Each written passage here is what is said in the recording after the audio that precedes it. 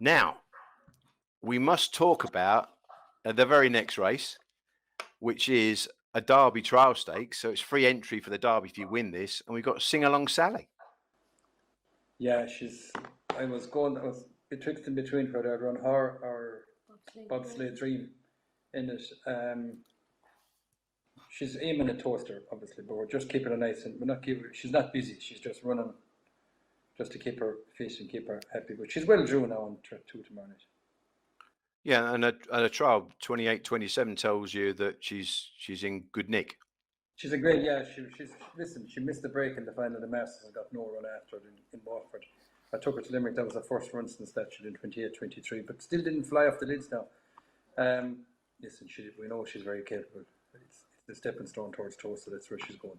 Yeah, and I suppose it's fair to say that Park Blake will be a big sort of kind of yardstick and a good test for her going into this race. Yeah. He'd be in the first 6 or 8 in the bit for the English Derby. He's drawn to perfection in Trap 1. Yeah, it'll be an interesting race.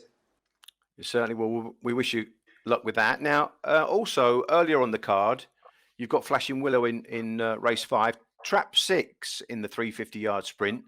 Is that a seeding change? Am I right, Pat? Yeah, I changed to seeding because when I was entering him, I asked the race manager how many inside was in it, and he said there's 4 wides in it.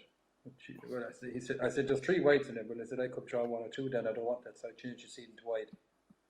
Yeah, I mean, he's one of those dogs. He's kind of middle to wide, isn't he? Really, I suppose 4 or 5 would be his box, and yet I actually thought last time when he got beat, he stepped. He seemed to break okay, but then something happened at the start, and I think he could have actually stepped to the right and just hampered his own progress, if you like, because then he flew to the bend afterwards. Yeah, he's only.